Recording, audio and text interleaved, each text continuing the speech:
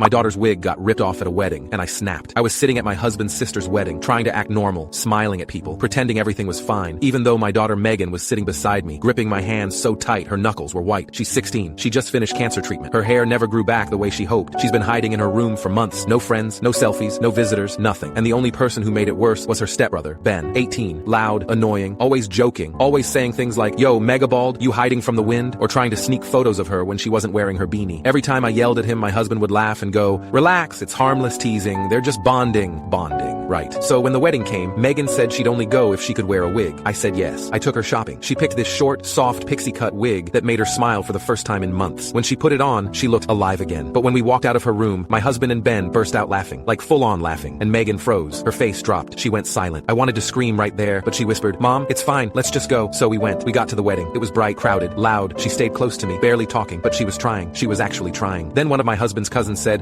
"Wow, Megan, your hair looks so cute." And Megan smiled. A tiny smile, but still. Ben looked over, and something in his face changed, like he couldn't stand someone complimenting her. He reached across the table. I didn't even process it. His hand shot out. He grabbed her wig, and he yanked it straight off her head. It happened so fast I heard the gasp before I even understood what I was looking at. Megan's bare head, her face going bright red, her breath catching, her hands shaking. Then those laughs. First Ben, then his cousins, then two random guests at the next table. But the worst one, the one that hit me like a knife, was my husband. I looked over my shoulder and he was sitting next to his mom, laughing, pointing, laughing, like this was the funniest thing he'd seen all year. Megan let out this broken sound half scream, half sob, grabbed her wig, and ran toward the bathroom. I froze for a second, like my brain just disconnected. Then everything in me snapped back online in one violent jolt. I stood up so fast my chair fell backward. I turned to Ben, and I said, loud enough for the whole table to hear, "What the hell is wrong with you?" He smirked, like this was some prank video, like he was waiting for everyone to clap. I didn't lower my voice, not once. I told him he humiliated her, that he bullied her, that he was cruel, that he was disgusting, that he should be ashamed. He muttered, "It's just a joke, chill," but I kept going. I didn't care who heard. He wanted an audience? He got one. Then I grabbed my purse, grabbed Megan's bag, walked straight into the bathroom, and found her sitting on the floor crying into her hands. She looked up at me with this shattered expression, whispering, "Why would he do that to me?" I helped her fix her wig, held her face, wiped her tears, and said, "We're leaving." And we walked right out, past the tables, past the shocked faces, past my husband, who was shouting, "Where are you going? Seriously? Stop overreacting." I kept walking, got in the car, drove home. My phone kept ringing. My husband, his mother, Ben, all ignored. They had no ride home. Not my problem. Hours later, my husband came stomping into the house, yelling like I ruined something. He said I embarrassed him. He said I ruined his sister's wedding. He said I abandoned him and his son. He said Ben was just teasing, that I was being dramatic, and that this is how teenagers bond. I stared at him and said, "If pulling off a sick girl's wig in front of a wedding crowd is bonding, then your son is sick." Ben refused to apologize. My husband defended him, and Megan locked herself in her room again. But the image that keeps replaying in my head, the one that won't let me sleep, isn't the wig being pulled. It's my husband laughing while my daughter sat there exposed and humiliated. So when he said, "You overreacted," I walked straight past him. And all I said, quiet, cold final was, "Then you can stay with the people you think are funny."